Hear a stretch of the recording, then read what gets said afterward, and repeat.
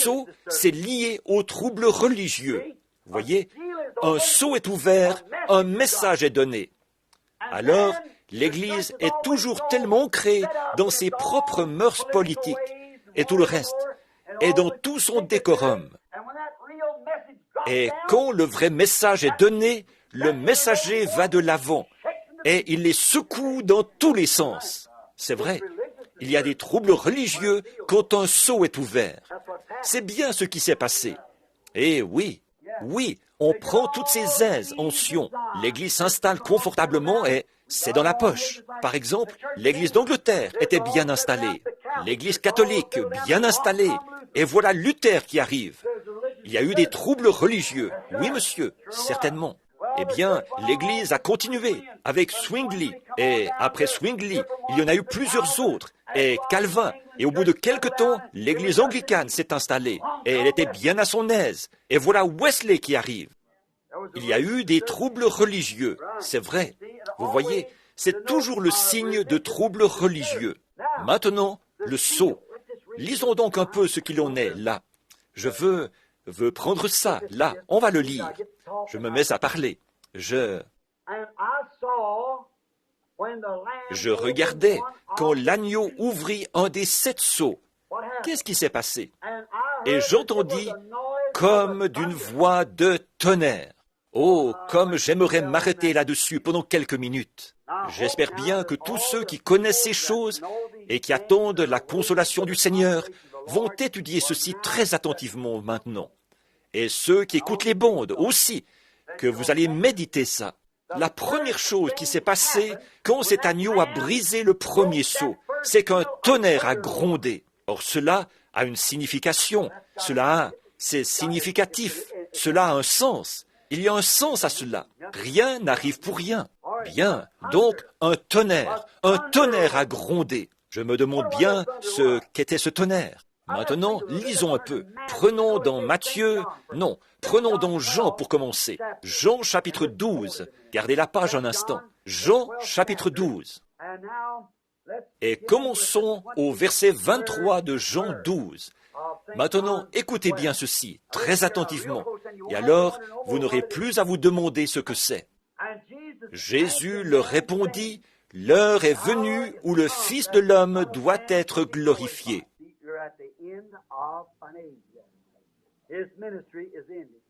Vous voyez, là, on se trouve à la fin d'un âge. Son ministère s'achève.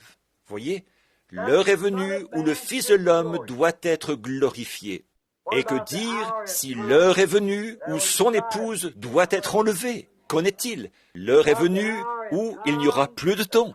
L'ange est prêt à poser un pied sur la terre et l'autre sur la mer, avec un arc-en-ciel au-dessus de lui et les pieds, et à dire « Le temps est écoulé ». Et en plus, il a levé la main et il a juré qu'il n'y aurait plus de temps quand ceci arriverait. Comme c'est parfait. Une déclaration faite sous serment à l'Église. L'heure est venue où le Fils de l'homme doit être glorifié.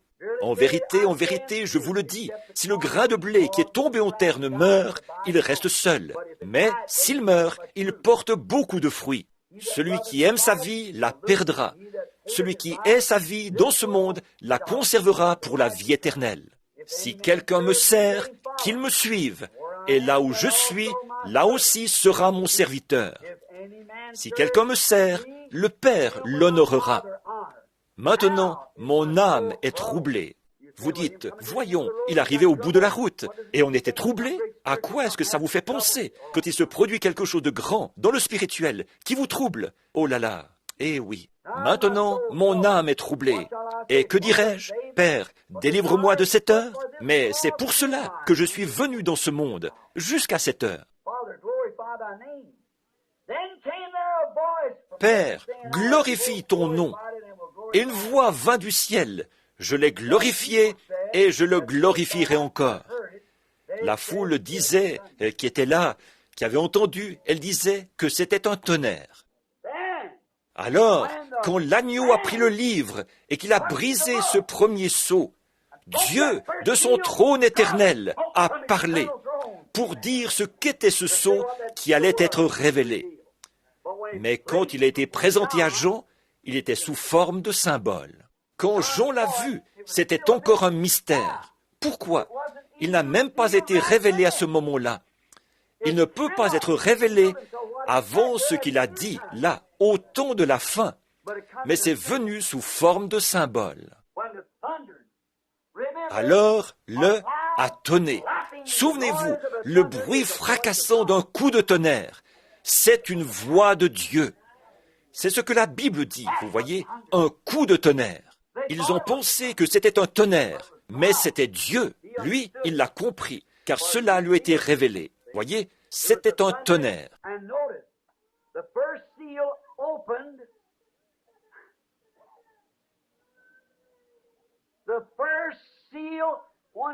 Et remarquez, le premier sceau s'est ouvert.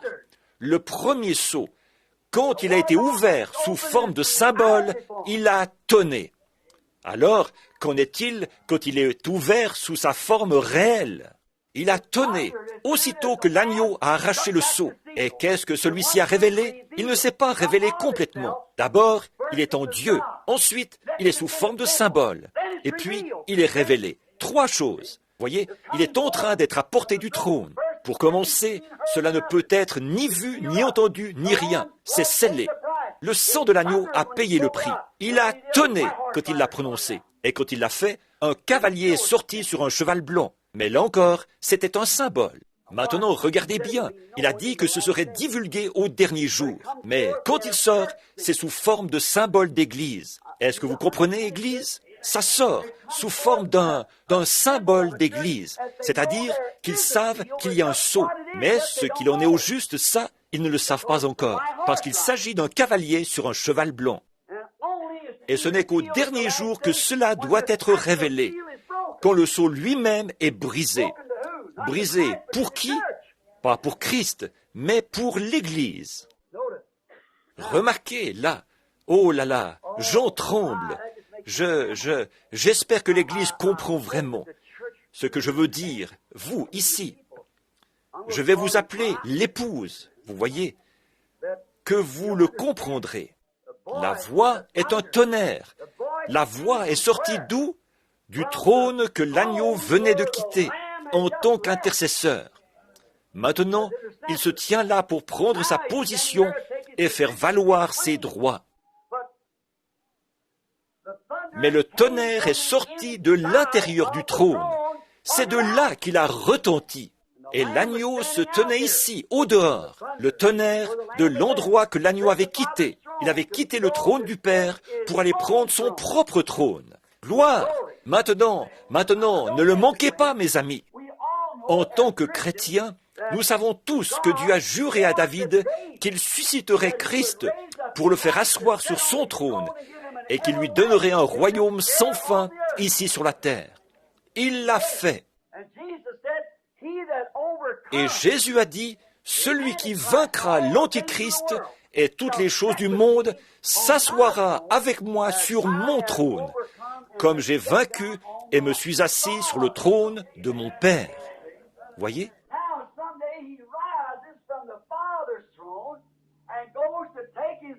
Or, il y a un jour où il se lève du trône du Père pour aller prendre son propre trône.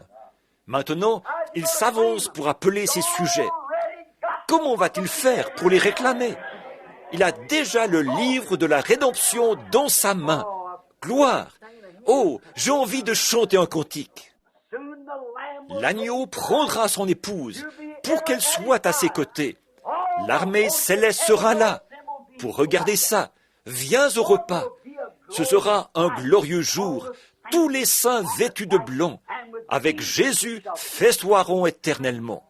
Oh là là, on parle d'être assis maintenant dans les lieux célestes. Qu'est-ce que ça va être? Si nous pouvons nous sentir comme ça, ici-bas, sur cette terre, avant l'enlèvement, dans l'état où nous sommes en ce moment, et que nous pouvons nous réjouir et nous tenir debout contre les murs et dehors sous la pluie, simplement pour écouter ceci. Qu'est-ce que ça va être quand nous le verrons, lui, assis là? Oh là là! Oh, ce sera un moment glorieux. Il a quitté le trône du Père Il s'est avancé pour son fils, pour être il est le fils de David. C'est ce qu'Israël pensait qu'il ferait à l'époque. Vous vous souvenez de la femme syrophénicienne qui disait « Ô toi, fils de David !» Vous vous souvenez de l'aveugle Bartimée « Ô toi, fils de David !» Oui, Jésus, lui, il savait ce qu'était le plan, mais eux, ils ne le savaient pas. Ils ont essayé de le forcer à prendre le trône, jusqu'à Pilate qui lui a posé la question. Mais il a dit, si mon royaume était de ce monde, mes sujets auraient combattu pour moi. Mon royaume est en haut. Mais il a dit, quand vous priez, priez comme ceci, que ton royaume vienne, que ta volonté soit faite sur cette terre comme au ciel. Amen. Oui, oh, comme tout cela est glorieux. Il a quitté le trône du Père pour prendre son propre trône. Maintenant, il a cessé son œuvre d'intercession. Il s'est avancé pour réclamer son propre trône, ses sujets rachetés. C'est pour faire cela qu'il s'est avancé du trône. C'est là que l'être semblable à un lion a dit à Jean, « Viens voir !» Regardez bien. Est-ce que vous le lisez? Un des 7 sceaux est l'un des 4 êtres vivants qui disait, est comme d'une voix de tonnerre. Vous savez ce qu'étaient les êtres vivants. Nous les avons étudiés. Un semblable à un lion, un semblable à un veau, et un semblable à un homme, et un semblable à un aigle. Maintenant, ce premier être vivant a dit, remarquez, il y a chaque fois un être vivant différent, jusqu'à ce que les 4 cavaliers soient passés. Il y a 4 êtres vivants et il y a 4 cavaliers. Remarquez, chacun de ces êtres vivants fait une annonce. Matthieu, Marc, Luc et Jean. Nous allons y revenir et prouver lequel était Matthieu, Marc, lequel était Marc, lequel était Jean, chacun à mesure qu'il passait. L'un des êtres vivants qui disait « Viens, vois », il a entendu un bruit de tonnerre. Et l'un des êtres vivants a dit « Maintenant, viens voir ». Autrement dit, bon, ici, il y a l'agneau. Et Jean est là-bas, qui regarde ce qui est en train de se passer. L'agneau est venu du trône, il était comme immolé, il était couvert de sang. C'est lui qui avait été trouvé digne. Et quand il a tendu la main et qu'il a pris le livre, c'est là que les acclamations, les cris, l'hystérie ont fusé de toutes parts. Vous voyez? Parce qu'ils ont compris que le prix de la rédemption avait été payé. Maintenant, il vient réclamer les siens. Alors, il prend le livre, il se tient là devant Jean. Il tire et il brise le seau. Il ouvre le seau. Et quand il ouvre le seau, un coup de tonnerre retentit d'un bout à l'autre de l'endroit. Et quand le coup de tonnerre a retenti, sans doute que Jean a dû sursauter quand le tonnerre a grondé. Et alors, l'un des 4 êtres vivants a dit, « Maintenant, viens voir ce que c'est, ce qui est révélé là-dessous. » Oh là là! Jean, écris ce que tu as vu. Alors Jean s'avance pour regarder, voir ce que c'était. Jean s'avance pour voir ce que le tonnerre a dit. C'est là que cet être a dit à Jean, « Viens voir ce qu'est le mystère sous le premier sceau. » Le tonnerre, la voix du Créateur l'a prononcé. Alors, il devrait bien savoir ce qu'il y a là. Voyez, oh là là. Mais pensez-y, là, il a écrit ceci.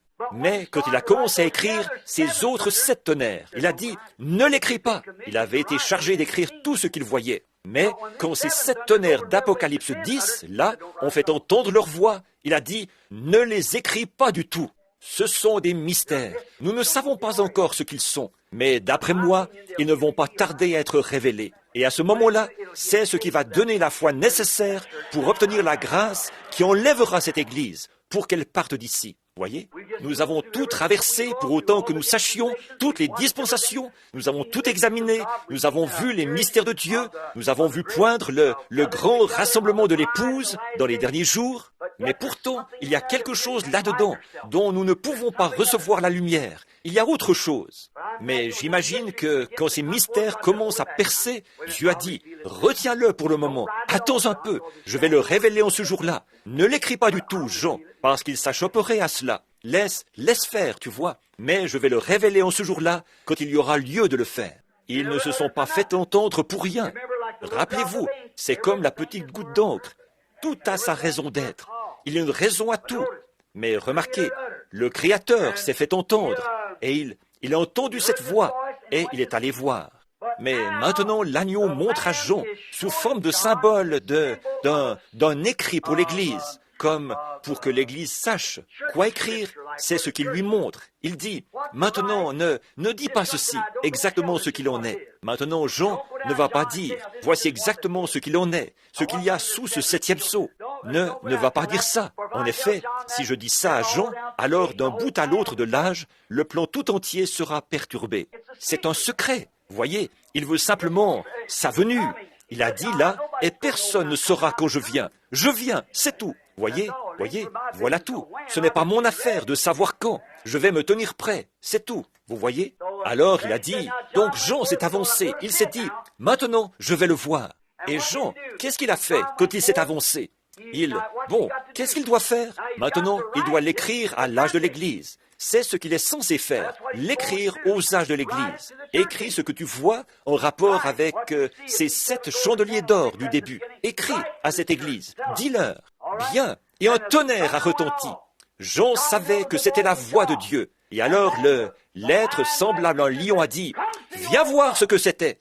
Donc Jean s'est avancé avec sa plume pour écrire ce qu'il allait voir. Or, il n'a pas vu exactement ce que c'était. Il ne l'a pas compris. Mais ce qu'il a vu, c'est ce que Dieu envoyait à l'Église pour un temps. Maintenant, il le fera. Il le fait toujours. Il l'éclaircit quand il est temps de l'éclaircir. Mais il ne l'a pas éclairci à ce moment-là. Pourquoi? Parce qu'il allait tenir la chose secrète jusqu'au dernier âge. Alors la proclamation du message du dernier ange allait rassembler tous ces mystères. Voyez? Il ne l'a pas éclairci. Mais Jean, tout ce qu'il a vu, il a vu un cheval blanc qui sortait, monté par un cavalier. Donc, c'est ce qu'il a écrit, vous voyez, à ce moment-là. C'est ce qu'il avait dit, viens voir. Alors Jean est allé voir ce qu'il pourrait voir pour l'écrire à l'Église. Et à ce moment-là, il a vu un cheval blanc, et celui qui le montait avait un arc, et il est parti en vainqueur et pour vaincre. Et une couronne lui a été donnée. Et donc, c'est tout ce que Jean a vu. Alors, il a simplement écrit tout cela. Là, vous voyez, c'est sous forme de symbole. C'est comme ça que l'Église l'a reçu.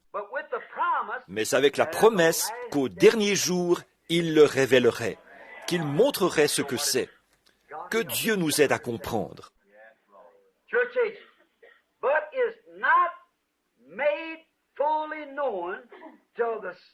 Les âges de l'Église, mais ce n'est pas pleinement divulgué avant le 7e message de ce dernier âge de l'Église.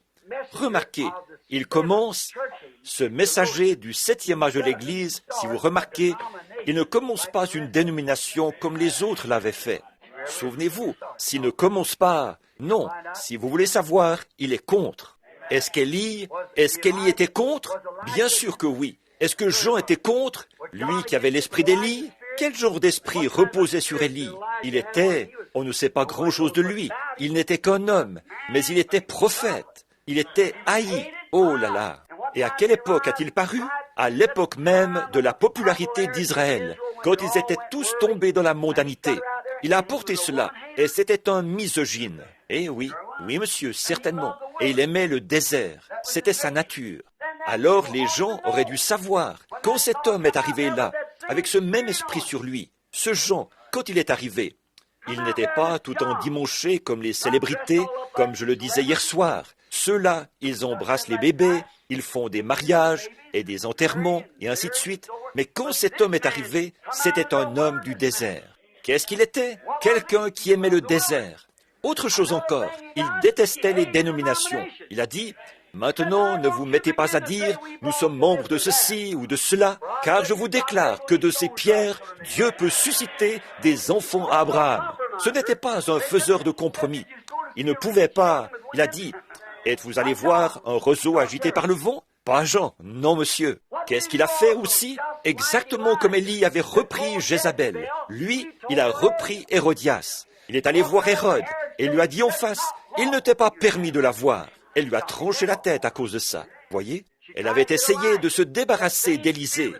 Le même esprit qui était en Jézabel était dans cette femme-là. Et il y a la même chose dans l'église Jézabel d'aujourd'hui. La même chose. Maintenant, remarquez-le. Quelle grande leçon nous avons là. Et donc, il semble que les gens auraient dû savoir. quand Jean s'est mis à les réprimander, qu'il s'est tenu là.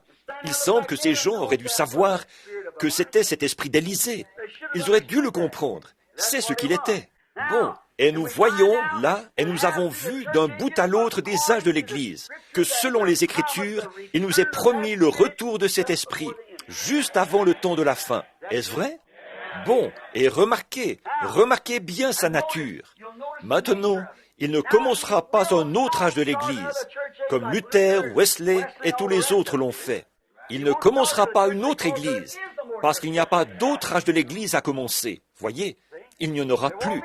Alors, il doit être contre cela, parce qu'il aura exactement le même esprit qu'eux, à l'époque, le même esprit. Comme je l'ai dit hier, il a plu à Dieu de l'utiliser à 3 reprises. C'est son nombre, 3, pas 2, 3. Il l'a déjà utilisé 2 fois. Maintenant, il va l'utiliser de nouveau. Il l'a dit, il l'a promis.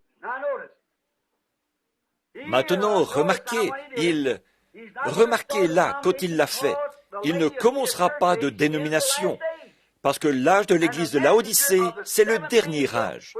Et le messager, ce 7e ange, qui est le 7e messager, celui du 7e âge de l'Église, il est celui qui va révéler par le Saint-Esprit toutes ces choses mystérieuses. Ce qui va... Combien était ici hier soir? Levez la main. Je pense que je n'aurai pas besoin de le relire alors. Vous savez exactement où ça se trouve, au chapitre 10. Vous voyez? Bien. Bien. Les réformateurs venaient réformer le dernier âge de l'Église déchue, celui qui les avait précédés.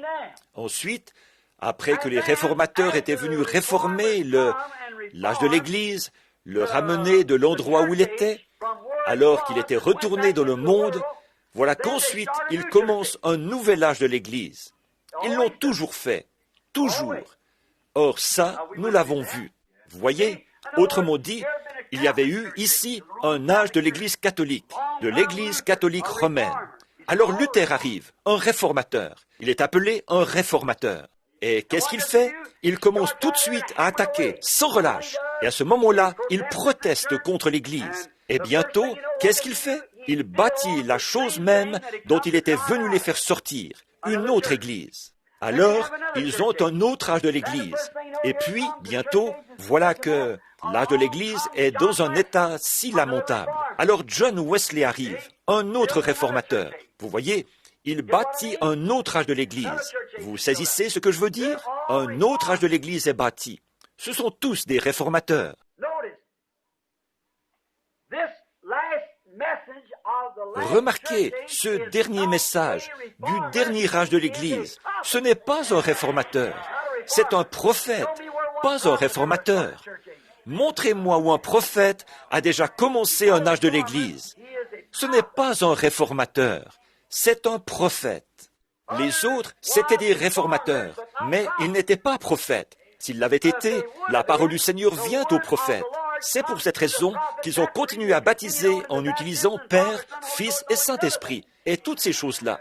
C'est qu'ils étaient des réformateurs et non pas des prophètes. Mais c'étaient quand même de grands hommes de Dieu qui ont vu le besoin de l'époque dans laquelle ils vivaient.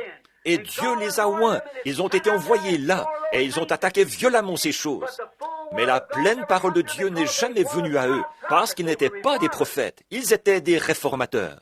Mais dans les derniers jours, il faudra nécessairement un prophète pour prendre les mystères de Dieu et rétablir cela, parce que les mystères n'ont été connus que par les prophètes. Alors cet homme doit nécessairement venir. Maintenant, vous voyez ce que je veux dire? Ça ne peut pas être un réformateur. Il faut que ce soit un prophète, parce qu'il faut que ce soit quelqu'un qui ait ce don, qui soit là et qui saisisse la parole. Or, ces réformateurs, ils savaient qu'il y avait quelque chose qui n'allait pas. Luther le savait, que le pain n'était pas le corps de Christ. Et alors, il a prêché « Le juste vivra par la foi ». Et c'était son message. Et quand John Wesley est arrivé, il a vu qu'il y avait la sanctification. Alors, il a prêché la sanctification. C'était son message. Voyez, les pentecôtistes ont apporté le message du Saint-Esprit, et ainsi de suite. Mais dans les derniers jours, dans ce dernier âge, le messager ne doit pas commencer une réforme, mais il doit prendre tous les mystères que ces réformateurs ont laissés, les rassembler et les résoudre pour les gens. Je vais le relire. Je trouve cela tellement beau. J'aime le lire. je vis un autre ange puissant qui descendait du ciel, enveloppé d'une nuée. Au-dessus de sa tête, l'arc-en-ciel, et son visage était le soleil, et ses pieds comme des colonnes de feu. Bon, nous avons vu la même chose, et c'était Christ. Et nous savons que Christ est toujours le messager pour l'Église. Très bien. Il est appelé la colonne de feu, l'ange de l'Alliance, et ainsi de suite. Il tenait dans sa main un petit livre ouvert. Donc, ici, les sceaux avaient déjà été brisés. Nous sommes en train de les briser en ce moment. Mais ici, la chose est ouverte. Il posa son pied droit sur la mer et son gauche sur la terre. Et il cria, une voix forte, comme rugit un lion. Quand il cria, les 7 tonnerres firent entendre leur voix. Oh là là, au complet. Et quand les 7 tonnerres eurent fait entendre leur voix, moi, Jean, j'allais écrire. Écrire quoi? Ce qu'ils avaient dit. Et j'entendis du ciel une voix, Dieu, qui disait, scelle ce qu'ont dit les 7 tonnerres, et ne l'écris pas, ne l'écris pas. Voyez? Et l'ange que je voyais debout sur la mer leva les mains vers le ciel et jura par celui qui vit au siècle des siècles, qui a créé les cieux et les choses qui y sont, la terre et les choses qui y sont là, et la mer et les choses qui y sont, qu'il n'y aurait plus de temps. Regardez bien, retenez bien ceci maintenant, alors que nous continuons. Mais qu'au jour de la voix du 7e ange, ce dernier ange, ange terrestre, cet ange-ci, il était descendu du ciel. Ce n'était pas lui. Lui, il était descendu du ciel. Mais là, il parle de la voix du 7e ange, qui est un ange, ça veut dire un messager. Tout le monde sait cela. Et le messager pour l'âge de l'Église. Au jour de la voix du 7e ange, quand il sonnerait de la trompette, le mystère, les 7 sceaux, tout le mystère de Dieu s'accomplirait, comme il l'a annoncé à ses serviteurs les prophètes. Le mystère tout entier est dévoilé. C'est le ministère de cet ange-là. Vous voyez, ce sera tellement simple que les gens vont passer complètement à côté. Mais pourtant, ce sera parfaitement confirmé. Ce sera dévoilé d'une façon absolument parfaite. Voyez, tous ceux qui voudront le voir le verront. Voyez, c'est vrai. Mais Jésus a dit, comme il l'a dit quand il est venu, il a dit, vous avez des yeux et vous ne voyez pas. Ésaïe l'a dit, voyez, et vous avez des oreilles et vous n'entendez pas. Alors, nous voyons que... J'ai eu peur. J'ai regardé l'horloge là-bas et j'ai cru qu'il était 22 heures. Mais il n'est même pas encore 21 heures. Vous voyez? Très bien. Oh là là. Allons-y maintenant. Remarquez, j'aime ça. Les autres, c'étaient des réformateurs. Mais comme c'étaient de grands hommes de Dieu, ils ont vu le besoin de leur époque et ont amené une réforme. Mais Apocalypse 10 dit que son message, c'était de révéler, pas de réformer, de révéler les secrets, de révéler des secrets. C'est la parole dans l'homme. Hébreux 4 dit que la parole de Dieu est plus tranchante qu'une épée à 2 tranchants, pénétrante jusqu'à l'os. Elle révèle les secrets du cœur. Voyez, cet homme-là n'est pas un réformateur. C'est un révélateur. Un révélateur de quoi? Des mystères de Dieu. Alors que les églises avaient complètement brouillé cela et tout, il doit venir avec la parole de Dieu révéler toute la chose. En effet, il doit ramener la foi des enfants au Père. La foi biblique originelle doit être rétablie par le 7e ange. Bien. Oh, j'aime vraiment ça. Tous les mystères des sceaux que les réformateurs n'ont jamais pleinement compris. Voyez? Bon, regardez Malachie 4 un petit instant. Prenez-le donc simplement en note. Il est un prophète et il rétablit la foi originelle des pères. Maintenant, nous nous attendons à ce que cette personne entre en scène. Il sera tellement humble qu'il y en aura 10 millions de fois 10 millions qui... Enfin, disons qu'il y aura un petit groupe qui comprendra. Quand, vous vous souvenez l'autre jour, quand Jean devait venir, prophétisé comme messager avant la venue de Christ, la voix de celui qui crie dans le désert. Malachie l'avait vu. Regardez, le chapitre 3 de Malachie, c'est la venue de l'Élie qui devait venir comme précurseur de la venue de Christ.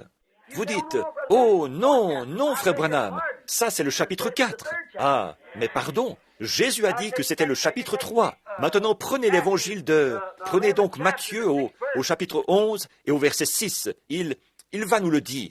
Au chapitre 11, et je pense que c'est le verset 6, 4, 5 ou 6, quelque part par là. Il a dit, si vous pouvez le comprendre, il parlait de Jean là. C'est celui dont il a été dit, j'enverrai mon messager devant ma face. Maintenant, lisez Malachie 3. Il y en a qui essaient d'appliquer cela à Malachie 4. Non, monsieur, ce n'est pas ça. Remarquez, Malachie 4, aussitôt que ce messager-là va de l'avant, le monde est complètement brûlé et les justes entrent dans le millénium en marchant sur leurs cendres. Donc voyez-vous, si vous l'appliquez à lui, là-bas, alors la Bible aurait dit quelque chose de faux. 2000 ans ont déjà passé sans que le monde ait été brûlé et que les justes y vivent. Il faut donc que ce soit dans l'avenir. Oh là là!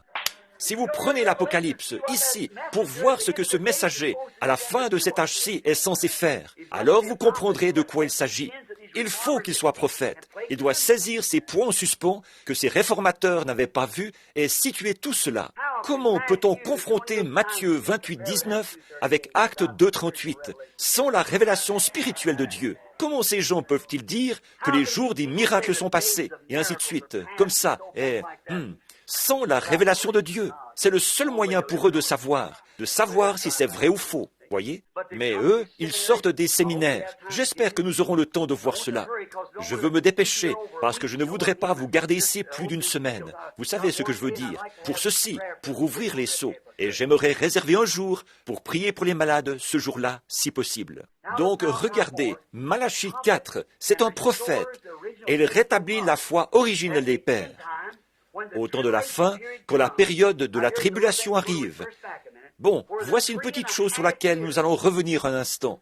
Les 3 ans et demi, ou les 70 semaines de Daniel, la dernière moitié des 70 semaines de Daniel, c'est-à-dire 3 ans et demi.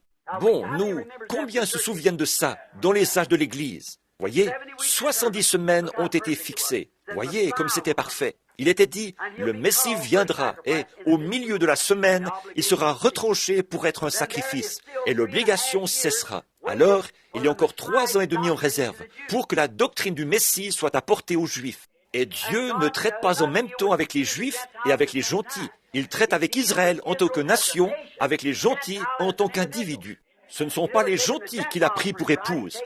Il a pris un peuple parmi les gentils. Voyez? Donc, il traite avec Israël en tant que nation. Et elle est déjà là-bas, en ce moment même, en tant que nation. J'ai reçu une lettre de Paul aujourd'hui, de Paul Boyd. Et il me disait, frère Branham, comme c'est vrai, les Juifs, encore aujourd'hui, ils éprouvent un drôle de sentiment vis-à-vis de ceux des nations. Peu importe ce qui a pu se passer. Bien sûr, cela va de soi. C'est dans l'ordre des choses. Alors Martin Luther a fait la proclamation que tous les Juifs devraient être chassés et leurs propriétés brûlées, parce que c'étaient des antichrists. Voyez, Martin Luther lui-même a fait cette déclaration dans ses écrits. Or, Hitler n'a fait qu'accomplir ce que Martin Luther avait dit. Pourquoi Martin Luther a-t-il dit ça? Parce que c'était un réformateur et non pas un prophète. Dieu qui, mon prophète, a béni Israël. Il a dit, quiconque te bénira sera béni et quiconque te maudira sera maudit. Comment un prophète peut-il se tenir là et nier ce que l'autre prophète a dit? Il ne le peut pas. Tout doit s'harmoniser, vous voyez? Mais c'est pour cette raison qu'on classe. Voyez-vous, en fait, l'Allemagne est censée être une nation chrétienne. Et la façon dont ils ont traité Israël, ils en ont encore gros sur le cœur. Et on ne peut pas les blâmer. Mais souvenez-vous, les Juifs assis ici, ne vous en faites pas. Le jour vient, Dieu ne pourra jamais les oublier. Ils ont été aveuglés à cause de nous. Vous savez, il a dit au prophète, le prophète s'est écrié, il a dit, oublieras-tu Israël? Il a dit, prends ce bâton à mesurer. Quelle est la hauteur du ciel? Quelle est la profondeur de la mer? Il a dit, je ne peux pas mesurer ça. Il a dit, jamais je ne pourrai oublier Israël. C'est son peuple, ses serviteurs. Quant à ceux des nations, il n'y en a qu'un petit nombre d'entre eux qui sont choisis pour former son épouse. C'est tout à fait vrai, c'est l'épouse. Donc, Les 70 semaines ont été fixées parfaitement, comme Daniel a dit que le Messie viendrait et qu'il serait retranché au milieu de la semaine. Et Jésus a prophétisé pendant 3 ans et demi. Maintenant, au milieu, ces 3 ans et demi de Daniel, au milieu, il a été retranché. Mais maintenant, la dernière partie, c'est la période de la tribulation, où se trouve l'Église des nations. Oh, c'est glorieux. Maintenant, l'épouse rentre avec l'époux. Ensuite, après le millénium, elle sort en marchant sur les cendres des méchants. Je vais vous montrer quelque chose ici, pendant que nous avons cela à l'esprit. Je vais vous montrer ce qui est dit, ce que la Bible dit. Et nous ne pouvons pas nier que c'est la parole de Dieu. Si nous le faisons, alors nous sommes des infidèles. Vous voyez, nous devons la croire. Vous dites, je ne la comprends pas, moi non plus. Seulement, je m'attends à lui pour qu'il la révèle. Regardez, car voici le jour vient, ardent comme une fournaise. Tous les hautains, comme les Américains, ainsi de suite, tous les méchants seront comme du chaume. Ça va brûler. Le jour qui vient, je les embraserai, dit l'Éternel des armées. Il ne leur laissera ni racines, ni rameaux. Alors, comment peut-on voir un enfer éternel là-dedans? Voyez-vous, ce sont les derniers jours, alors que ces choses sont révélées. Nulle part dans la Bible, il n'est dit que l'enfer est éternel. Ainsi, pour aller dans un enfer éternel, il vous faudrait avoir la vie éternelle pour y rester. Il n'y a qu'une forme de vie éternelle, et c'est pour elle que nous combattons. Tout ce qui a eu un commencement a une fin. L'enfer a été créé pour le diable et pour ses anges, et il sera consumé et supprimé. C'est vrai, voyez, mais quand ceci a lieu, ça ne leur laisse ni racines ni rameaux. Mais pour ceux qui craignent mon nom, se lèvera le soleil de la justice, et la guérison sera sous ses ailes. Vous sauterez comme les veaux d'une étable, et vous foulerez les méchants, car ils seront comme de la cendre sous la plante de vos pieds. En ce jour que je prépare, dit l'Éternel des armées. Où seront les méchants? Après la tribulation, des cendres. Souvenez-vous des lois de Moïse, auxquelles j'ai prescrit en Horeb pour tout Israël des préceptes et ordonnances. Voici, je vous enverrai Élie, le prophète, avant que ce jour de l'Éternel arrive, ce jour grand et redoutable. Amen. Voici l'Ancien Testament qui se termine comme ça, et voilà le Nouveau Testament qui se termine par la même chose exactement. Comment allez-vous l'empêcher? Vous ne pouvez pas. Regardez, je vous enverrai Élie, le prophète, avant que ce jour-là arrive. Il ramènera les cœurs des pères à leurs enfants et les cœurs des enfants à leurs pères, de peur que je ne vienne frapper le pays d'interdit. Ah, voilà, c'est la parole du Seigneur. Il l'a promis, ça doit arriver. Et maintenant, si vous remarquez la façon dont cela se passe, la façon dont Dieu fait cela, c'est vraiment beau.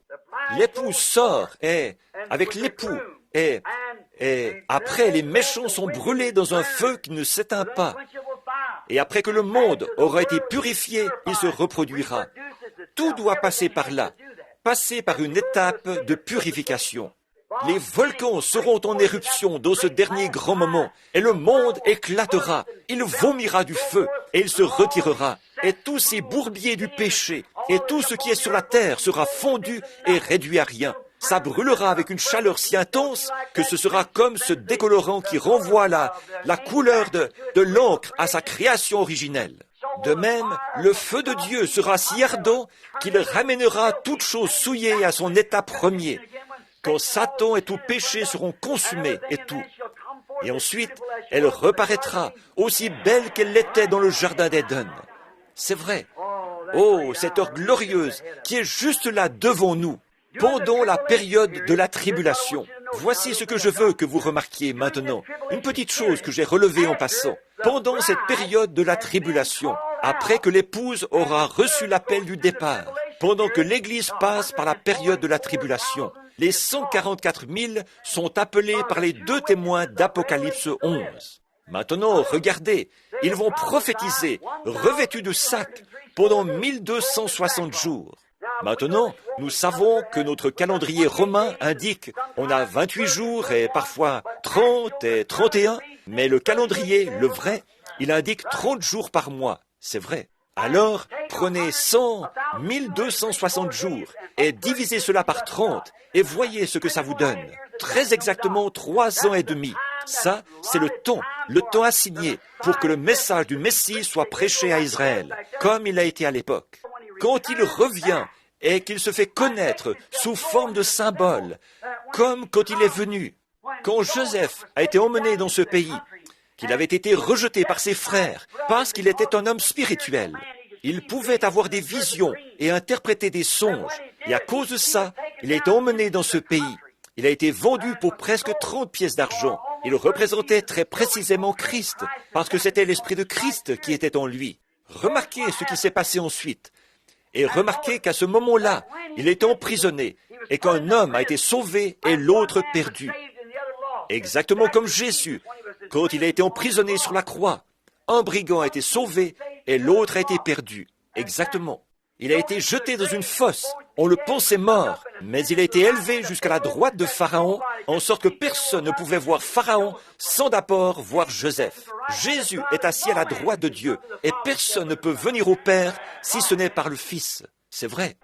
Et remarquez, chaque fois que Joseph partait, quand Joseph se levait de la droite de ce trône, regardez bien, gloire, Joseph était assis là, à la droite de Pharaon. Et quand Joseph se levait pour quitter le trône, la trompette sonnait. Fléchissez le genou, tout le monde, Joseph arrive.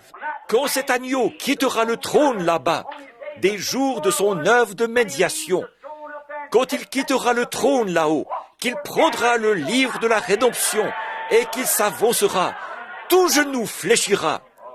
Le voilà. Remarquez, et Joseph, après avoir été rejeté par ses frères, il lui a été donné une épouse des nations.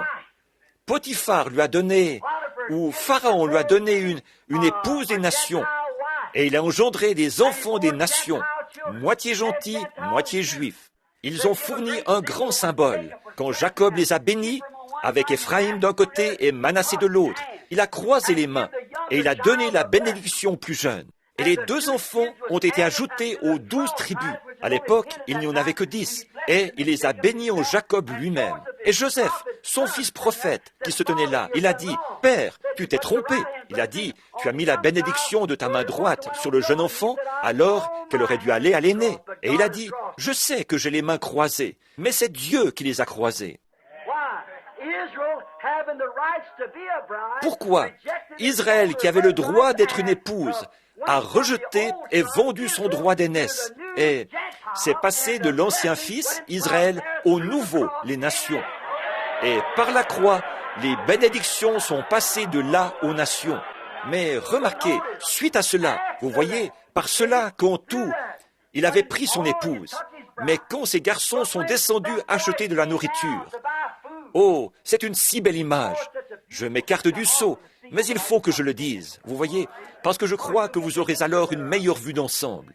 Remarquez, alors, quand ils sont descendus acheter de la nourriture, vous savez, Joseph les a tout de suite reconnus, et Joseph était le fils de la prospérité. Partout où il allait, tout lui réussissait. Attendez donc qu'il revienne sur la terre. Attendez que notre Joseph arrive. Voyez, le désert fleurira comme une rose, et le soleil de la justice se lèvera avec la guérison sous ses ailes. Oh là là, tous les cactus de l'Arizona vont s'épanouir en de beaux arbres, et ce sera magnifique. Remarquez, le voilà qui arrive, et il leur joue un petit tour là. Il les fait venir, et il dit, « Mon père vit-il encore ?» Voyez, il voulait savoir si le père de ce garçon était encore vivant. Il a dit, oui, il savait que c'était son frère.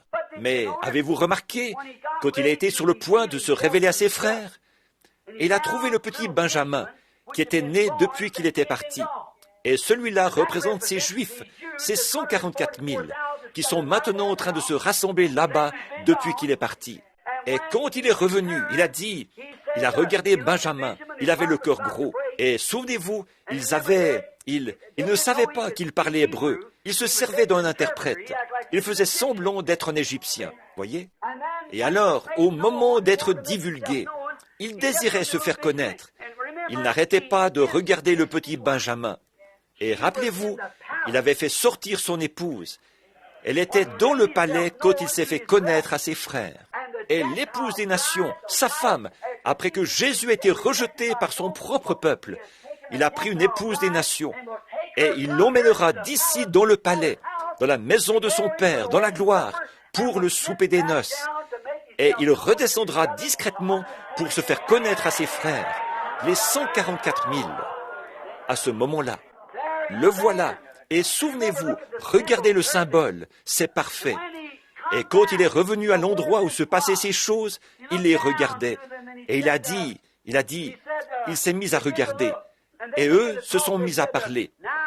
Ils ont dit, maintenant, Ruben, tu sais qu'on est cuit là, tu vois? Parce que tu sais ce qu'on a fait. On a fait des ennuis à ce garçon. On n'aurait jamais dû vendre notre frère. Et c'était leur frère qui se tenait là, ce prince puissant. Et ils ne le savaient pas. C'est pour cette raison qu'Israël ne peut pas le comprendre aujourd'hui. Ce n'est pas encore l'heure de savoir ces choses. Et donc, il pensait qu'il ne comprenait pas l'hébreu. Mais il était là, en train de les écouter. Il disait, là, on est cuit. Et Joseph, qui les regardait, il ne pouvait plus se contenir. Maintenant, souvenez-vous, sa femme et ses enfants étaient dans le palais à ce moment-là. Les saints sont partis, ils ne sont pas présents.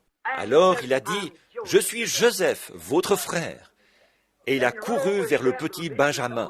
Il s'est jeté à son cou et il s'est mis à pleurer. Voyez, et il s'est fait connaître. Et là, ils ont dit, « Maintenant, on sait qu'on est cuit parce qu'on l'a vendu. C'est nous qui l'avons vendu. C'est nous qui avons essayé de le tuer. Maintenant, il va nous tuer, on le sait. » Il a dit, non, ne soyez pas fâchés, car si vous l'avez fait, c'est pour sauver des vies. C'est pour ça que Dieu m'a envoyé ici. Et quand il se fera connaître, la Bible dit, comme nous l'avons vu, quand il se fera connaître à ces 144 000 là-bas, le petit Benjamin d'aujourd'hui, le reste de ces Juifs qui sont restés là-bas, quand il se fera connaître, ils diront, d'où viennent ces cicatrices que tu as? Comment se fait-il que tu en aies à la main? Il dira, oh, c'est dans la maison de mes amis que je les ai reçus. Voyez, oh, c'est là qu'ils vont se rendre compte qu'ils ont tué le Messie. Mais qu'est-ce qu'il dira? La même chose que Joseph avait dit. Vous l'avez fait pour servir à la vie, pour sauver des vies. Ne soyez pas fâchés. En effet, les nations n'auraient pas pu entrer si les Juifs, de leur aveuglement, n'avaient pas fait ce truc-là. Alors, il a sauvé la vie de l'Église par les choses qu'eux ont faites. Alors, voilà, c'est pour cette raison qu'aujourd'hui, ils ne peuvent pas comprendre ceci. Ce n'est pas encore l'heure. Pas plus que nous ne pourrions comprendre ces choses avant que le temps ne soit venu de les comprendre. Oh là là, les 7 tonnerres de l'Apocalypse, puissent-ils montrer à l'épouse à se préparer pour la grande foi de l'enlèvement. Maintenant, dépêchons-nous, parce qu'il ne nous reste plus que 15 ou 20 minutes. Donc, que signifie ce cheval blanc? Permettez que je lise le... Je me suis tellement éloigné.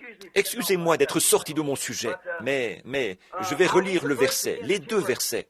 Je regardais quand l'agneau eut ouvert un des sceaux, et j'entendis l'un des 4 êtres vivants qui disait, et comme d'une voix de tonnerre, « Viens, vois !» Je regardais, et voici parut un cheval blanc. Nous abordons le verset 2 maintenant.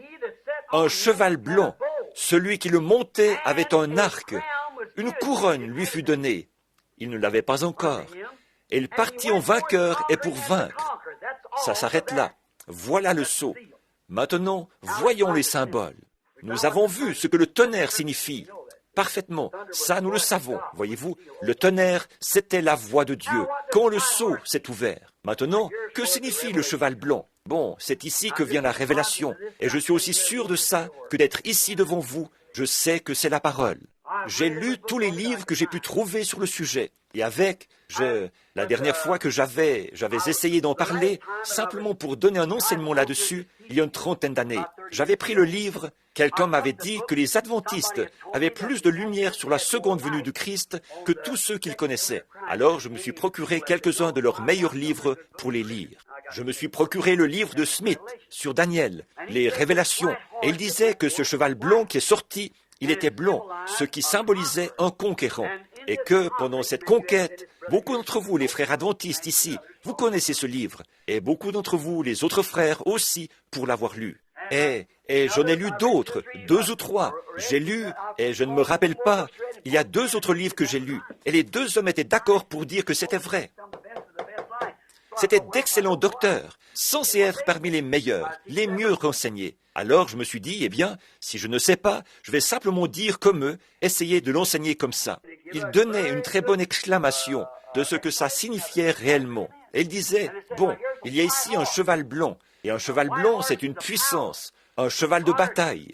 Et il disait, et l'homme qui était assis dessus, c'était Le cheval blanc, c'était le Saint-Esprit qui est sorti dans le premier âge et qui a conquis cet âge-là pour le royaume de Dieu. Il avait un arc à la main, ce qui veut dire qu'il était comme Cupidon. Il tirait dans le cœur des gens des flèches d'amour, de l'amour de Dieu, et il conquérait. Bon, ça a l'air bien beau, seulement ce n'est pas la vérité. Non, monsieur, oui, ce n'était pas ça. C'est vrai que le blanc représente la justice. Nous comprenons cela. Le blanc représente la justice. C'est ce que les docteurs ont enseigné, que c'était le Saint-Esprit qui conquérait dans le premier âge. Seulement, ma révélation par le Saint-Esprit est différente.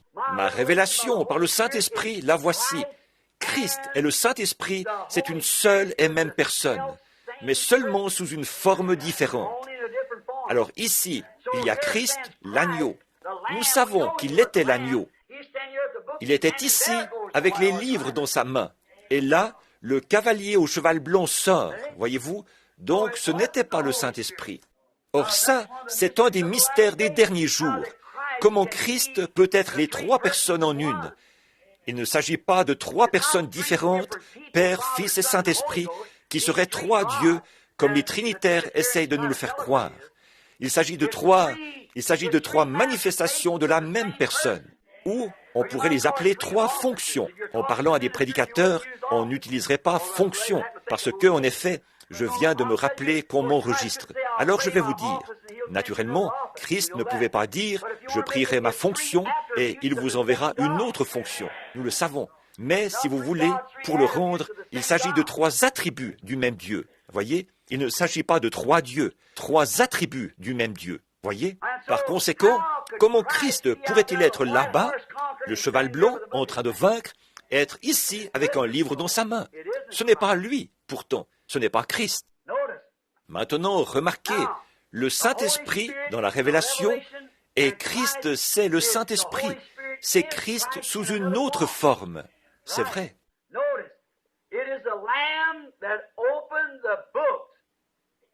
Remarquez, c'est l'agneau qui a ouvert les livres, et l'agneau, c'est Christ. Et on ne revoit plus Christ à partir de là, mais on le revoit dans le livre de l'Apocalypse, au chapitre 19, alors qu'il arrive sur un cheval blanc. Si vous aimeriez le lire, prenons Apocalypse 19, 11. Nous allons le lire rapidement là, pendant que nous, on a assez de temps, j'espère. Et comme ça, on va le voir un peu mieux. 19, 11. On va commencer au verset 11 et on va lire jusqu'au verset 16 inclus. Puis je vis le ciel ouvert. Voici parut un cheval blanc, pas sur la terre, dans le ciel, vous voyez. Celui qui le montait s'appelle fidèle, véritable. Il juge et combat avec justice. Ses yeux étaient des flammes de feu. Sur sa tête étaient plusieurs diadèmes. Regardez donc ce diadème. Il avait un nom écrit que personne ne connaissait si ce n'est lui-même. Comme je souhaiterais pouvoir m'arrêter là-dessus un petit instant. Oh là là, j'ai bien mon idée là-dessus, mais peut-être que je pourrais, si vous... Voyez-vous, personne ne le connaît. Saviez-vous que ce nom, Jéhovah, il n'est pas exact? Tout le monde sait cela. Dr. Vail, vous savez que c'est vrai. Les traducteurs n'ont jamais pu le traduire. Ça s'écrit J-U-H-V. Je veux dire J-V-H-U. Ce n'est pas Jéhovah. Ils n'ont pas pu y toucher. Ils ne savent pas ce que c'est. Ils l'ont appelé Jéhovah, mais ce n'était pas son nom. Regardez, chaque fois qu'une victoire est remportée ou que quelque chose se passe, il y a un nom qui est changé. Considérez l'époque d'Abraham. D'abord, il était Abraham et il n'a jamais pu avoir ce bébé tant que son nom n'a pas été changé en Abraham. Et Sarai, S-A-R-A-I tréma, elle est restée stérile tant que son nom n'a pas été changé en S-A-R-A. Jacob, ça veut dire supplantateur, trompeur. Et c'est ce qu'il a fait. Il s'est couvert d'une peau de mouton et il a trompé son père, le prophète, pour s'emparer des droits d'aînesse. Il a mis des branches de peuplier dans le rot pour qu'elles soient tachetées. Il a effarouché les bêtes alors qu'elles portaient leurs petits pour que ça donne des bêtes et des brebis tachetées. Il n'était qu'un trompeur. Mais une nuit, il s'est emparé de quelque chose de réel. Et il savait que c'était réel. Alors, il s'y est accroché. Il a tenu bon jusqu'à ce qu'il ait vaincu. Et son nom a été changé et il s'est appelé Israël, ce qui veut dire un prince puissant devant Dieu. Pas vrai? Chaque vainqueur. Simon était pécheur, mais quand sa foi a trouvé prise et qu'il a su que c'était Jésus, quand il lui a dit qu'il était le Messie, et qu'il lui a dit quel était son nom, et quel était le nom de son père, il a été vaincu, et il a été changé de Simon en Pierre. Saul, un bon nom. Il y a une fois un roi Saül en Israël, mais Saul, ça ne convenait pas à un apôtre. Ça pouvait peut-être aller pour un roi, mais pas pour un apôtre. Alors Jésus a changé son nom de quoi? De Saul en Paul. Regardez les fils du tonnerre, et ainsi de suite. Et Jésus, son nom sur terre, c'était Rédempteur. Jésus, quand il était sur la terre, il était le Rédempteur, c'est vrai. Mais une fois qu'il a conquis la mort et le séjour des morts, qu'il les a vaincus et qu'il est monté en haut, il a reçu un nom nouveau. C'est pour cette raison que vous criez comme ils le font et qu'ils ne reçoivent rien. Ce sera révélé dans les tonnerres. Et oui, voyez? Remarquez les mystères. Il vient à cheval. Il faut qu'il y ait quelque chose qui change cette Église. Vous le savez, il faut qu'il y ait quelque chose. Remarquez, personne ne le connaissait si ce n'est lui-même. Remarquez là, personne ne le connaissait si ce n'est lui-même.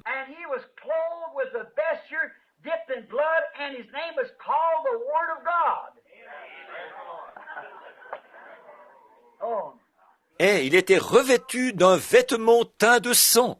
Son nom était la parole de Dieu. Oh là là! Remarquez, les armées qui sont dans le ciel le suivaient sur des chevaux blancs, revêtus d'un fin lin, blanc, pur.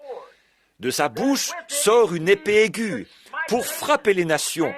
Il les pètera avec une verge de fer. Et il foulera la cuve du vin de l'ardente colère du Dieu Tout-Puissant. Il avait sur son vêtement et sur sa cuisse un nom écrit, Roi des rois et Seigneur des seigneurs. Voilà le Messie qui arrive. Le voilà.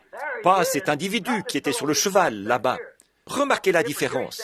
Le voici avec le livre dans sa main. Ici, l'œuvre de la rédemption est... Il n'avait pas encore pris sa place. Donc, ce n'était pas le Christ qui est sorti, le Saint-Esprit. Ce n'est pas pour contredire ces grands hommes. Non, monsieur, je ne fais pas ça. Je ne voudrais pas faire ça. Seulement, ceci, c'est ma révélation là-dessus. Voyez, si vous le comprenez autrement, bon, c'est bien. Mais ce n'est pas bien pour moi. Voyez-vous, moi, c'est comme ceci que je le crois. Vous voyez, bon, vous savez ce qu'il en est. Voyez?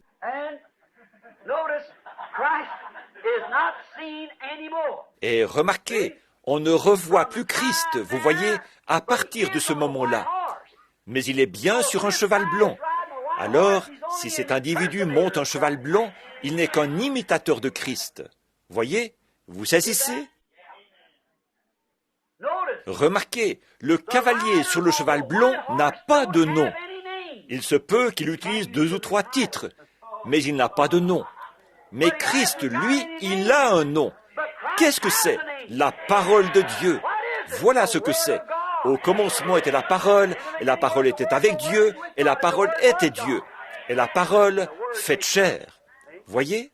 Le cavalier n'a pas de nom, mais Christ s'appelle la parole de Dieu. C'est ce qu'il est. Il s'appelle comme cela. Or, il a un nom que personne ne connaît, mais il s'appelle la parole de Dieu. Cet individu, lui, il ne s'appelle rien du tout, vous voyez. Seulement, il est sur un cheval blanc.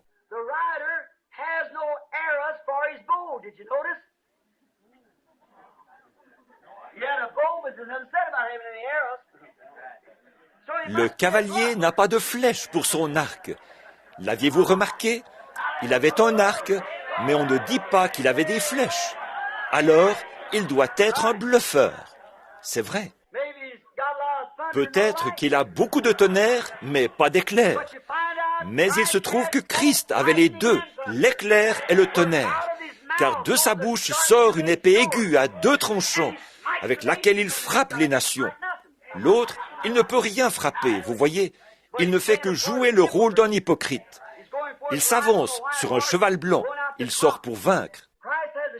Christ a une épée aiguë. Et regardez bien, elle sort de sa bouche. La parole vivante, c'est-à-dire la parole de Dieu révélée à ses serviteurs. Par exemple, il a dit à Moïse, « Va, tiens-toi là, étends ton bâton là-bas. Fais venir des mouches. » Et il y a eu des mouches, certainement. Tout ce qu'il disait, il le faisait. Et ça s'accomplissait, sa parole vivante. Dieu et sa parole sont une seule et même personne. Dieu est la parole. Mais alors, qui est ce cavalier mystérieux du premier âge de l'Église? Qui est-il? Réfléchissons-y.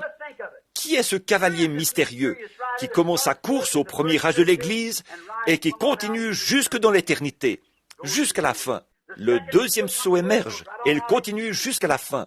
Le troisième sceau émerge et il continue jusqu'à la fin. Le quatrième, le cinquième, le sixième, le septième, chacun d'eux aboutit ici à la fin. Et au temps de la fin,